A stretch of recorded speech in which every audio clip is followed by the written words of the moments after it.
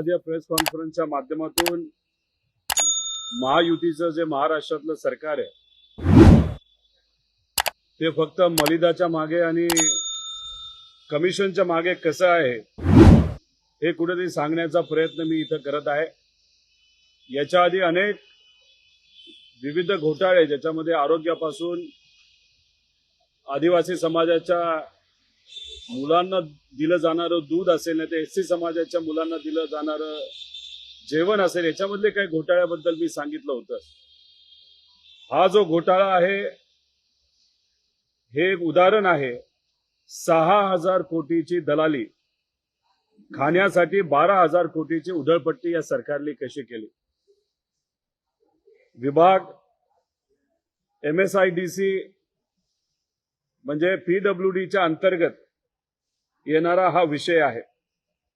याच्यामध्ये आपण जर बघितलं तर 6,000 कोटीची दलाली जी काही अधिकारी काही नेते काही आमदार यांनी जी खाल्ली, एका बाजूला शेतकऱ्यांना कर्जमाफी देण्यासाठी पैसा नाही, मुलींचं शिक्षण मोफत करण्याची घोषणा तुम्ही 4 महिन्यापूर्वी केली आणि ते गोष्ट अंमलात आणण्यासाठी तुमच्याकडे पैसा नाही, सारथी बारथी असेल त्याला पैसे देण्यासाठी तुमच्याकडे बजेट नाही, पण पैसे खाण्यासाठी मात्र तुम्ही काही केलं तरी टेंडर काढायचं त्यात कमिशन खायचं असं या सरकारच्या माध्यमातून केलं जातंय।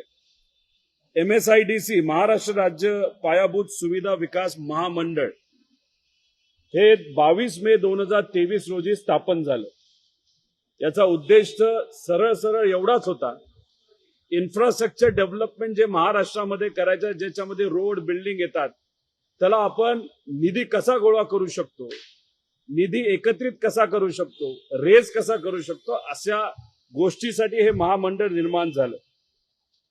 त्याच्यामध्ये आपण जर बघितलं तर अनेक जमिनीला मॉनिटाईज करायचं आणि अशा काही उद्दिष्ट ठेवून चालू केलेलं हे महामंडळ जेव्हा खऱ्या अर्थाने पैसा गोळा करण्यासाठी जे मार्केटमध्ये गेलं त्यांना त्या बाबतीत अपयश आलं, कारण हेतू कुठेतरी चुकीचा इन्व्हेस्टरचा नाही तर बँकेला त्या ठिकाणी वाटलं।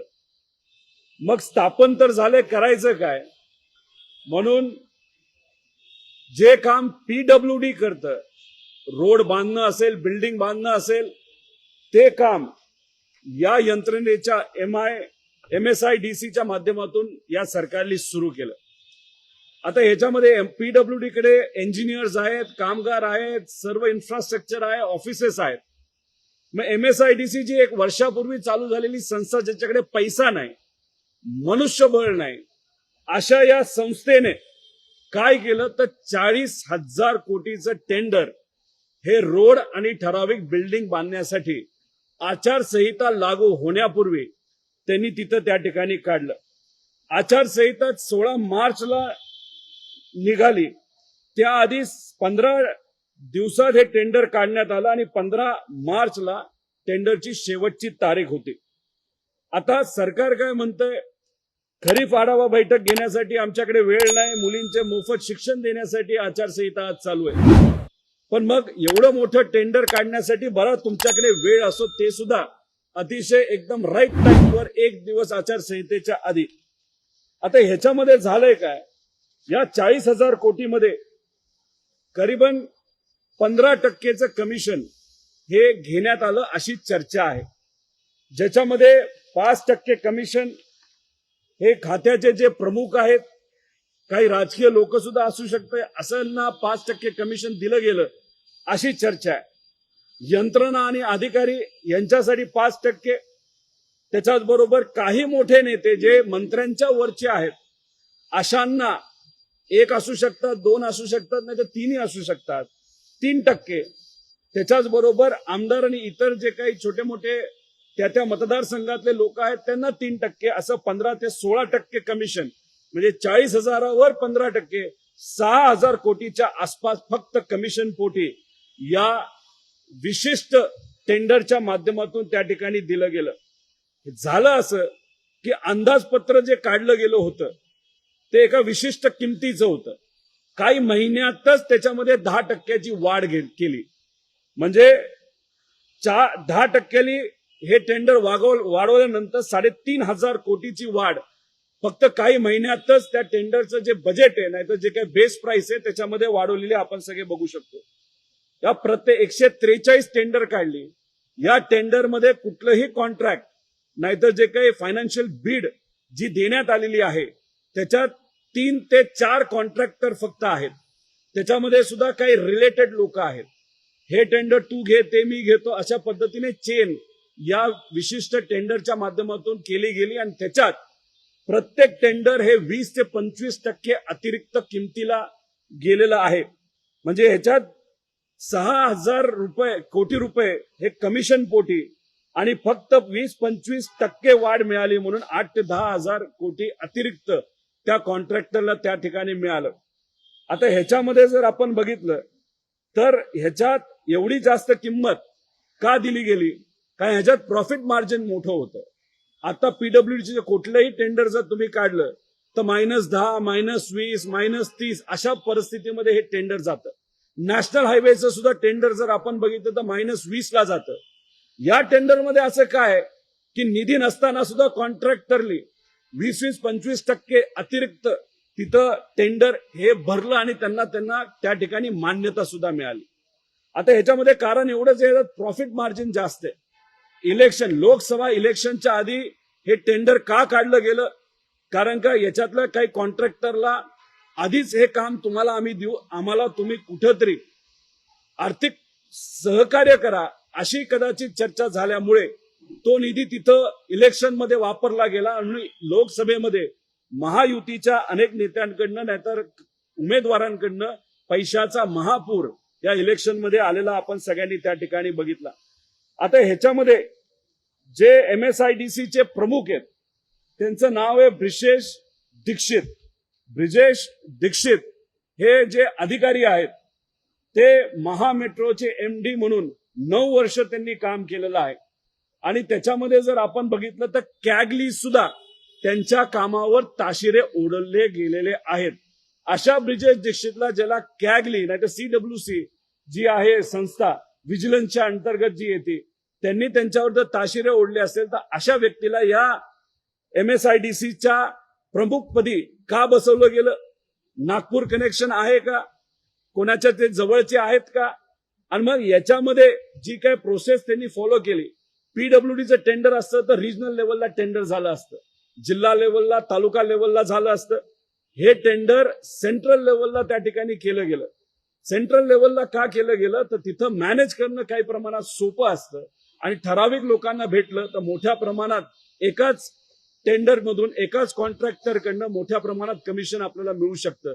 मग अशा पद्धतीने हे काम तिथं गेलं आणि त्याच्यामुळेच आमचा या टोटल प्रक्रियेवर त्या ठिकाणी आक्षेप आहे आणि ही प्रक्रिया अशा पद्धतीने फॉलो केली. त्यामुळे आम्हाला सरकारला काही विशिष्ट गोष्टी विचारायच्या आहेत. त्याच्यामध्ये एक तर हे टेंडर जे भरलं गेलं, ज्या लोकांनी भरलं, म्हणजे याच्यात आम्हाला काही माहिती आलेली आहे तर टेंडर निहाय माहिती सामान्य लोकांना आणि पब्लिकला आमदारांना त्या ठिकाणी तुम्ही देणार का? म्हणजे L1, L2, L3 ची माहिती आपल्याला लोकांना त्या ठिकाणी द्यावी लागेल. त्याच्याच बरोबर ठराविक 4 ते 5 लोकांनीच टेंडर प्रक्रियेमध्ये सहभाग का घेतला?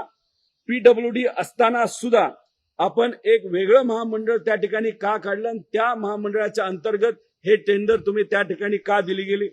फक्त सत्तेत असलेल्या आमदारांच्याच मतदारसंघामध्ये 150, 200, 300, 400 कोटीची कामं का करण्यात आली? आणि त्याच्यातच काही लोकांची चर्चा असे या येणाऱ्या इलेक्शन मध्ये आमदारांना सुद्धा थोडीशी आर्थिक नियोजन या टेंडरच्या माध्यमातून केलं गेलं अशी चर्चा त्याच्यामध्ये आहे. सर्वच ठेकेदारांना पीडब्ल्यूडी मध्ये मायनस जातो. सर्वच ठेकेदार हे 20-25% पुढे का आहेत याचं एक कारण कुठेतरी त्या ठिकाणी आम्हाला द्यावं लागेल. त्याच्याच मध्ये काही ठराविक कॉन्ट्रॅक्टरला आधी फायनान्शियल बिड ओपन करण्याची परवानगी दिली गेली, काहींना थोडासा वेळ त्या ठिकाणी लावला गेला. असा दुजाभाव का केला? एका वेळेसच सगळी टेंडर का ओपन केली गेली नाही? मग याच्यामध्ये ज्या लोकांनी आपल्याला कमिशन दिलं त्यांचं पहिलं उघडायचं, ज्यांनी कमिटमेंट नाही दिली त्याचं नंतर उघडायचं, असं कुठं काय आहे का?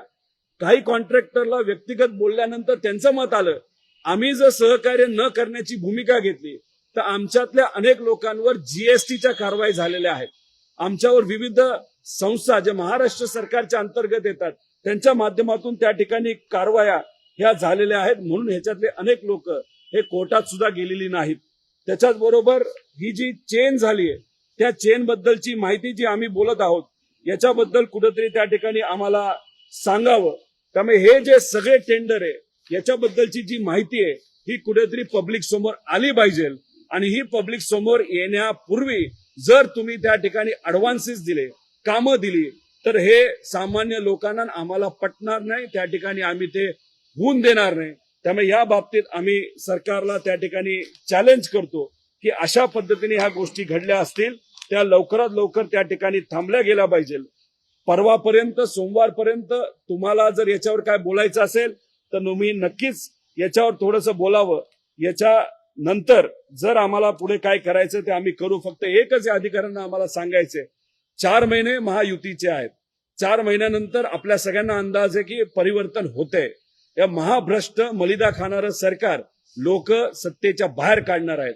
आणि जेव्हा सत्ता ही सामान्य लोकांच्या विचाराचं सरकार म्हणजे महाविकास आघाडी सरकार येईल तेव्हा या सर्व घोटाळेबाज अधिकारी जे असतील नाही जिथं कुठं घोटाळे झाले असतील त्याच्या खोलामध्ये जाऊन अतिरिक्त माहिती की त्या ठिकाणी आमचे नेते आमचे सर्व पदाधिकारी त्या ठिकाणी घेतील असं या ठिकाणी आम्ही सांगतो.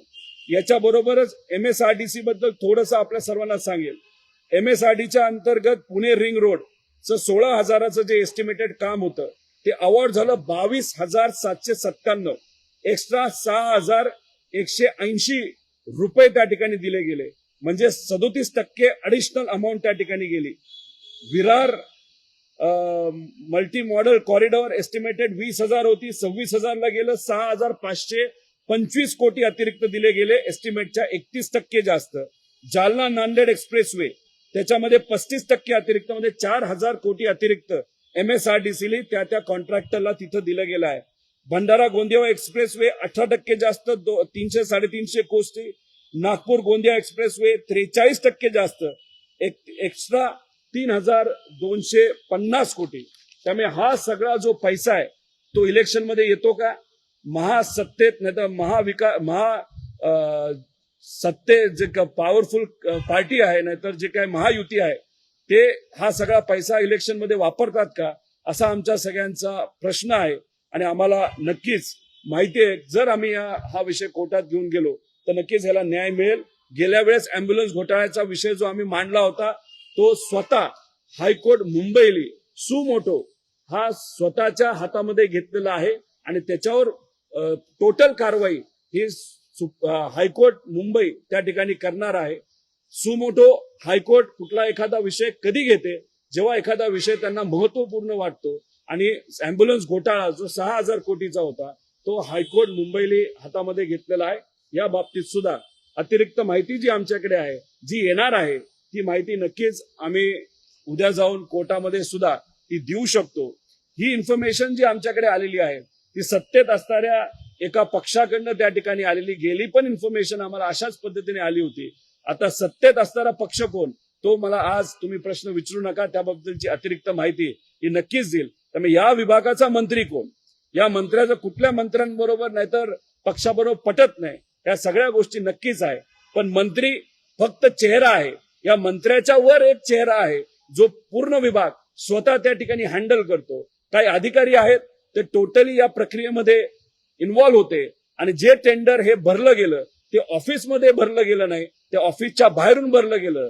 त्यामुळे याच्यामध्ये फॉरेन्सिक ऑडिट जसं आम्ही अँब्युलन्समध्ये केलं होतं तसं फॉरेन्सिक ऑडिट याच्यामध्ये व्हावं अशी या सरकारला त्या ठिकाणी आम्ही आव्हान करतो आणि चॅलेंज करतो. याच्यामध्ये जर तथ्य नसेल तर जी इन्फॉर्मेशन आम्ही मागितली ती इन्फॉर्मेशन घेऊन आपण पुढच्या आठवड्याभरात कुठेही चर्चा करायला तयार आहोत. पण अशा पद्धतीने सामान्य लोकांचा पैसा जो आहे जो कुठल्या तरी चांगल्या योजनेसाठी आपण वापरू शकतो, जो तुमच्या घशामध्ये चाललाय पार्टीच्या राजकारणासाठी वापरला जातो तो त्या ठिकाणी आम्ही होऊन देणार नाही. एवढंच या प्रेस कॉन्फरन्सच्या माध्यमातून आम्हाला सांगायचं होतं.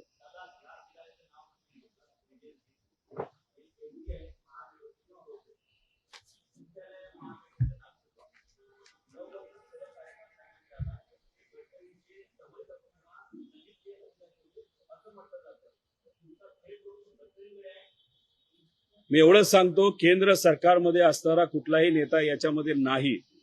माझा थेट आरोप राज्यामध्ये महायुतीमध्ये असणारे जे नेते आहेत, पीडब्ल्यूडी डिपार्टमेंट जो आहे त्याच्यामध्ये काही नेते आणि अधिकारी आहेत, यांच्यावर थेट आरोप आहे. केंद्रीय कुठल्याही मंत्र्यावर माझा त्या ठिकाणी आरोप नाही. माझं एकच म्हणणं आहे की सेंट्रल व्हिजिलन्स कमिटीने जर एखाद्या अधिकाऱ्यांवर ताशिरे ओढले असतील, त्या अधिकाऱ्याला या 40,000 कोटीचा चार्ज देण्याचं कारण काय, आणि ही संस्था MSIDC जी चालू केली गेली त्याचं कारणच काय होतं?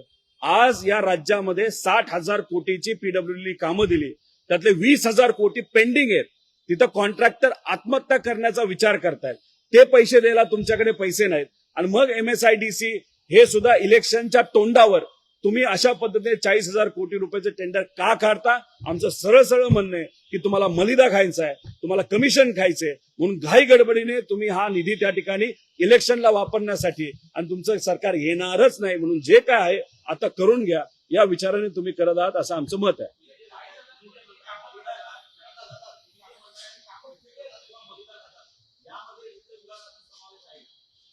याच्यामध्ये निधी म्हणजे जी बैठक होते त्या बैठकीमध्ये सर्व नेते असतात.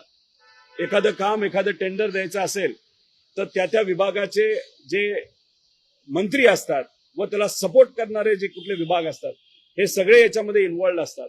अशा पद्धतीने घाई गडबडीने जर 40,000 कोटी रुपयाचं कॉन्ट्रॅक्ट, ते सुद्धा त्यात 143 कॉन्ट्रॅक्ट आहेत, हे जर दिले गेले असतील तर याच्यामध्ये कोण कोण इन्व्हॉल्ड आहे ते येत्या काळामध्ये नक्कीच जसे डॉक्युमेंट आपल्याकडे येतील ते कळेल. पण नक्कीच प्रमुख खाती याच्यामध्ये इन्व्हॉल्ड असतील असं आमचं सगळ्यांचं मत आहे.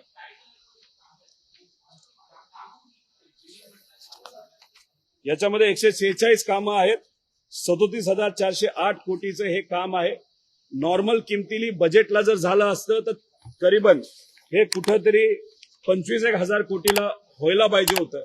पण 25% अतिरिक्त त्या ठिकाणी टेंडर गेल्यामुळे त्याच्यात कुठंतरी 13% ते 15% कमिशन असल्यामुळे हा जो सगळा खर्च आहे हा 37 ते 40,000 कोटीला गेला. ह्यात रोडची कामं आहेत, ह्यात 146 कामं आहेत आणि काही बिल्डिंगची ठराविक 2 ते 3 कामं याच्यामध्ये आहेत.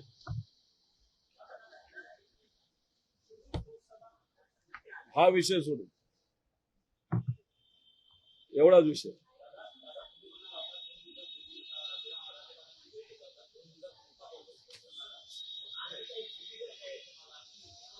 याच्यामध्ये दुसऱ्या विभागाची सिरीज आहे. पण आम्ही जो काही विषय त्या ठिकाणी घेऊन येतो तो त्या ठिकाणी मार्गी लावतोच. जसं अँब्युलन्सचा 6,500 कोटीचा घोटाळा, याच्यामध्ये सुद्धा त्या ठिकाणी आम्ही खोलात जाऊन नक्कीच हे करू. आणि 6,000 कोटी कमिशन घेतलं जात असेल आणि जो कुठला खर्च 25,000 कोटीमध्ये होऊ शकला असता त्याला जर 37,000 कोटी लागत असतील तर हा सगळा पैसा हा सामान्य लोकांचा पैसा आहे. आणि हे सरकार कुठंतरी त्या पैशाची उधळपट्टी करत आहे, त्यात कमिशन घेत आहे, हे आमचं सगळ्यांचं मत आहे. त्यामुळे 6,000 कोटीचं कमिशन आणि अतिरिक्त या सरकारच्या माध्यमातून 8,000 कोटी फक्त या कॉन्ट्रॅक्टात गेलेले आहेत. MSRDC मध्ये मी फक्त ठराविकच तुम्हाला त्या ठिकाणी कामं सांगितली, ज्याच्यामध्ये 4 कामामध्ये 20,000 कोटी अतिरिक्त गेलेले आहेत. 37 ते 40% त्याच्यामध्ये जे काय एस्टिमेट असतं त्याच्यापेक्षा अतिरिक्त टेंडर हे गेलेलं आहे. MSRDC मध्ये आपण अजून खोलात गेलो तर हा आकडा मोठ्या प्रमाणात वाढू शकतो. कारण की ही जर यादी बघितली ही यादी फार मोठी आहे. पण MSRDC वर अजूनपर्यंत आम्ही काम केलेलं नाही. फक्त थोडक्यात तुम्हाला सांगितलं. MSIDC बद्दल आज खरं बोलण्यासाठी हे प्रेस कॉन्फरन्स आम्ही सगळ्यांनी घेतलेली आहे.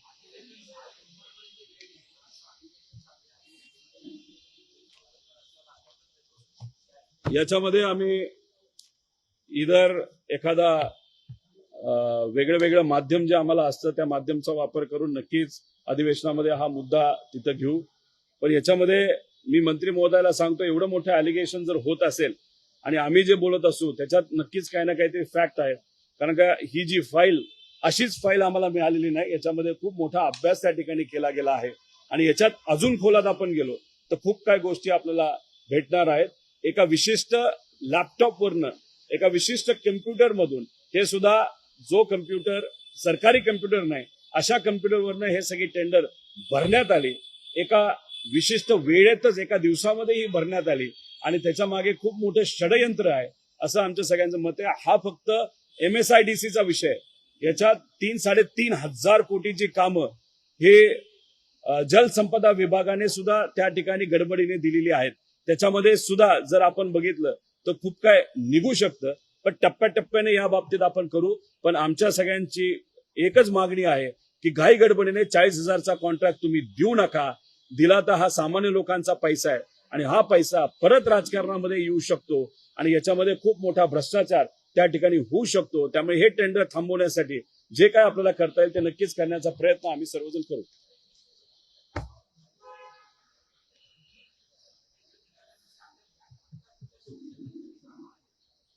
आता फायनान्शियल बीड ओपन केले गेले आहेत. काही लोकांना टेंडर हे मिळालं गेलं आहे. त्याच्याच बरोबर हे जे काही 25% अतिरिक्त ते सरळ सरळ सगळ्याच टेंडरमध्ये आहे असं दिसतंय. त्याच्याच बरोबर आपण जर बघितलं तर काही लोकांना आज जर बीड ओपनिंगचा दिवस नाही तर सबमिशनचा दिवस एंड होत असेल तर मुद्दामून काही लोकांना काही टेंडरसाठी 2-2, 3-3, 4-4 दिवस वाढून दिलेले आहेत. मग काही ठराविक लोकांनाच का दिलं गेलं, बाकीच्यांना का दिलं गेलं नाही?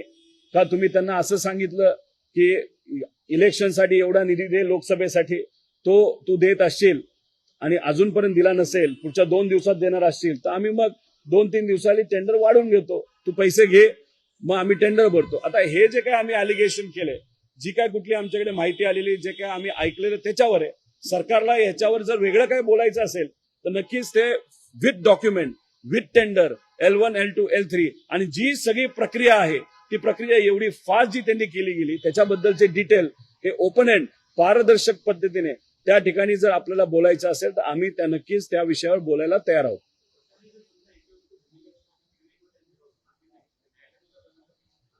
आम्ही काही वकिलांशी बोललेलो आहे. अतिरिक्त माहिती काय राहिलेली आहे, काही माहिती आम्हाला मिळालेली आहे. ती अतिरिक्त माहिती हातामध्ये आल्यानंतर 100% आम्ही कोर्टात जाऊन हे सगळं टेंडर त्या ठिकाणी थांबवून घेणार. ज्या पद्धतीने अँब्युलन्स मध्ये 6,000 कोटीचा घोटाळा झाला हे आम्ही म्हणत होतो आणि सुमोटो हायकोर्टने तो विषय हातामध्ये घेतलेला आहे आणि सरकारचे म्हणजे सरकार सोडा, सामान्य लोकांचे 6,000 कोटी रुपये एका प्रेस कॉन्फरन्समुळे आणि तुमच्यासारख्या सर्व पत्रकारांमुळे त्या ठिकाणी आपण वाचू शकलो. आमची अपेक्षा आहे असेच 6-7 हजार नाही तर अतिरिक्त जे 12,000 रुपये प्रॉफिट सकट जे अतिरिक्त दिले गेले ते सुद्धा थांबवण्यासाठी आपण सगळ्यांनी प्रयत्न करावे.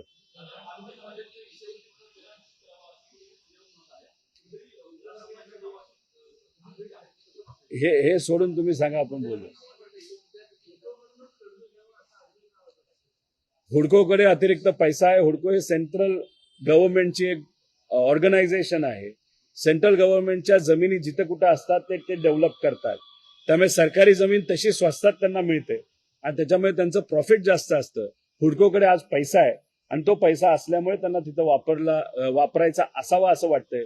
पण हुडकोचा पैसा बहुतांश वेळेस हा बिल्डिंगसाठी वापरला जातो. एशिया डेव्हलपमेंट बँककडे जाऊन ते कदाचित रोडसाठी पैसा वापरू शकतात.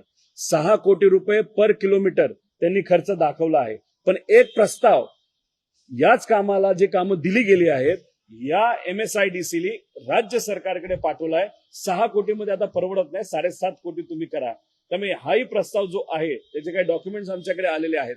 त्यामुळे तोही प्रस्ताव काय हे आम्ही बोलू. म्हणजे हुडको एशियन डेव्हलपमेंट बँक PWD ला जे पैसे देत होते तेच MSIDC ला देणार आहे. मग PWD काय चुकीचं केलं होतं? अख्खी यंत्रणा आहे, डिटेलमध्ये आपण जाऊ शकतो. MSIDC कडे एक अधिकारी सुद्धा नाही, हा प्रमुख व्यक्ती सोडला आणि अजून एक काही अधिकारी आहेत. तर मग ह्याला देण्याचं कारण काय होते? नवीन कॉन्सेप्ट काय काढलाय? म्हणजे सेंट्रली ठराविक लोकांना एकत्रित करून त्या लोकांकडनं कमिशन घेणं सोपं असावं याच्यासाठीच कदाचित हे केलंय. PWD ला छोटी छोटी कामं असतात, त्या छोट्या छोट्या कॉन्ट्रॅक्टरशी कसं बोलायचं आणि ते कॉन्ट्रॅक्टर आधीच नाराज आहेत कारण 20,000 कोटी आज राज्य सरकारचे कॉन्ट्रॅक्टरला देय बाकी जे दिली जात नाही.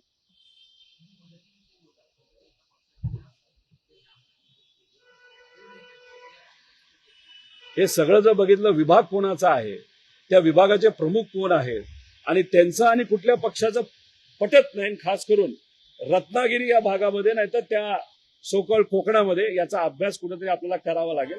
फाईल आली, फाईल सरकारच्या एका विभागाकडनं आली, ती माझ्याकडे आल्यानंतर मी बोलून दाखवलं म्हणजे सरकारमध्ये असणाऱ्या व्यक्तीकडनंच ती फाईल कुठेतरी आली असावी. सरकारमध्ये 3 पक्ष आहेत, ज्याच्यामध्ये बीजेपी आहे, शिंदे गट आहे, अजितदादा गट आहे. अजितदादा हा गट आपापच्या विषयामध्ये तो गुंतून पडलेला आहे.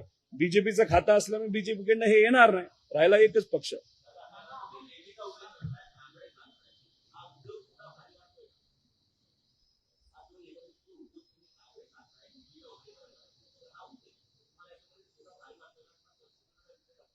हा उद्योगपणे, हा उत्मादपणे, हा अहंकारपणे आणि अशा पद्धतीने जो उत्माद सामान्य लोकांच्या टॅक्स पैशाचा राज्य सरकार जर करत असेल तर हे आम्ही खपून घेणार नाही. हे लोकांसमोर आणतच जाऊ.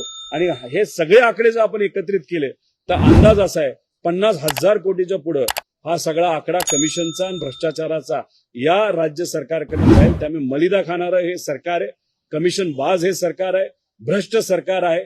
त्यामुळे यांना सामान्य लोकांचं कुठेही काय पडलं नाही, फक्त काय पडलंय तर पैसे खाणं एवढंच पडलेलं आहे. त्यामुळे तुम्ही जर बघितलं तर डोल दिले जातात, गरीबाला पगार त्या ठिकाणी दिला जातो, महिलांना त्याचे पैसे अजूनपर्यंत गेले नाहीत. घरकुलच्या बाबतीतले पैसे प्रलंबित आहेत. सारथी, बार्टी, महाज्योती त्याचे पैसे वेळेवर जात नाहीत. त्याच्याच बरोबर रोजगार हमी योजनेच्या अंतर्गत जो निधी त्या ठिकाणी वेळेवर द्यायला पाहिजे तो दिला जात नाही. मुलींना तुम्ही शिक्षण मोफत करणार होतं, त्याचं काय झालं? एसटी कर्मचारी आज अडचणीत आहेत, त्याच्या बाबतीत काय झालं? तुम्ही विविध जात निहाय, समाज निहाय जी मंडळं काढली त्याला तुम्ही 5-5 कोटी दिले, त्याला अधिकारी सुद्धा नाही. मग तुम्ही तिथं द्यायला तुमच्याकडे पैसा नाही, पण इकडं टेंडर काढण्यासाठी तुमच्याकडे पैसा आहे, कमिशन खाण्यासाठी. याच्यावरूनच कळतं यांना फक्त पैसा पडलाय. यांना जे काही सामान्य लोकांच्या हिताच्या योजना आहेत त्या कुठेही काही पडलेलं नाही.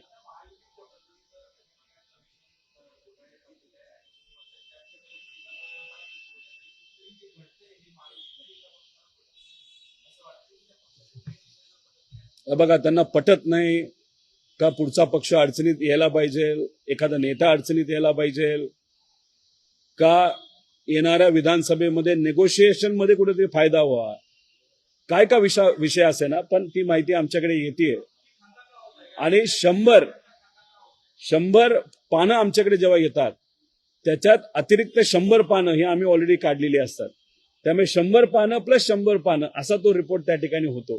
त्यामुळे ते मला माहित नाही, अधिकारी पण मदत करत असतील, काही चांगले अधिकारी आहेत, त्यामुळे कोण आतून मदत करते हे सांगता येणार नाही. काही प्रमाणात आम्ही सुद्धा रिसर्च करतो.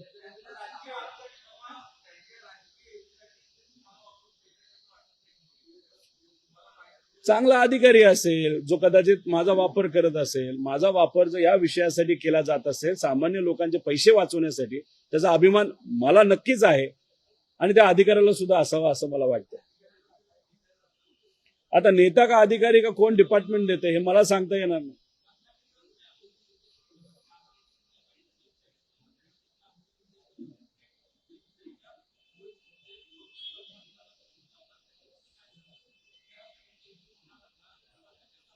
कौस्तुभ दिवसेच्या बद्दल आम्ही माहिती जी मागवली होती आणि जी माहिती आमच्याकडे आली होती त्याच्यामध्ये पूर्णपणे सरकारी यंत्रणेचा वापर एका मोठ्या नेत्याच्या ओएसडीने केलेला आपण सगळ्यांनी बघितला.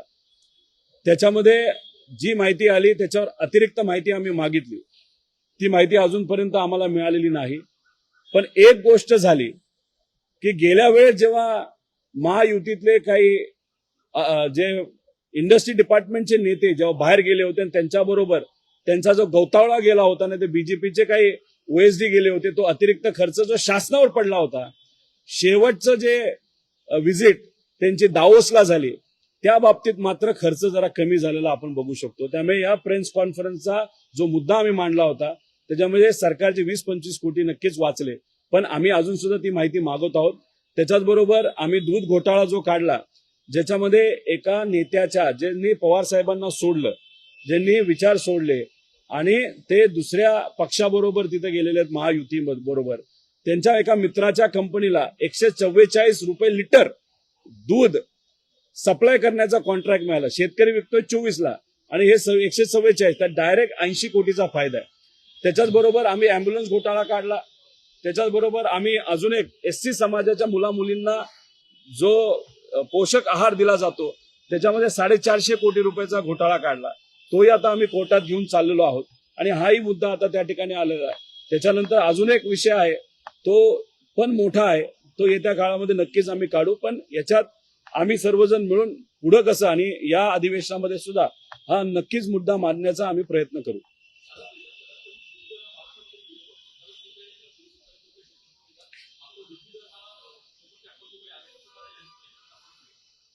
अहो, महाराष्ट्र सरकारमध्ये सामान्य लोक इतकी अडचणीत आहेत, शेतकऱ्याला फर्टिलायझर मिळत नाही, पण इथल्या युवांना ड्रग्ज मात्र मुबलक त्या ठिकाणी मिळत आहेत. दुधाच्या बाबतीत 5 रुपये लिटरला आम्ही सबसिडी देऊ असं सांगितलं, फक्त 10% शेतकऱ्यांना ती सबसिडी मिळाली. आणि या 24 रुपयाला आता शेतकऱ्याला परवडत नाही, पण सत्तेत असणारे लोक त्या बाबतीत चर्चा सुद्धा करायला तयार नाहीत. जर महाविकास आघाडी सरकार आता असतं तर या बाबतीत नक्कीच तोडगा काढला असता, कारण का आम्हाला मार्गदर्शन करण्यासाठी आदरणीय पवार साहेब आहेत.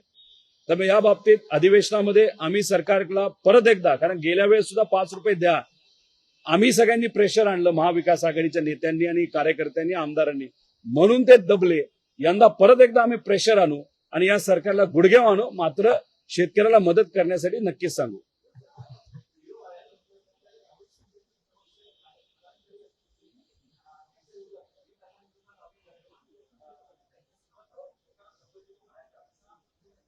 या सगळ्या इतर विषयांवर आपण उद्या सकाळी बोलूया.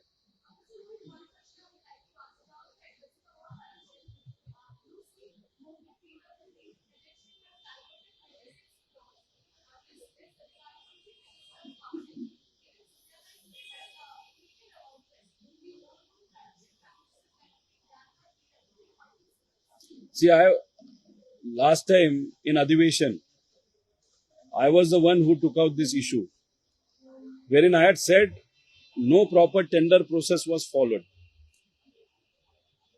If you look at it, under maintenance or some petty charges, crore of rupees were given, and in certain cases, the minister also doesn't know that his bungalow is renovated. That means nothing was done. Still the payment was taken out.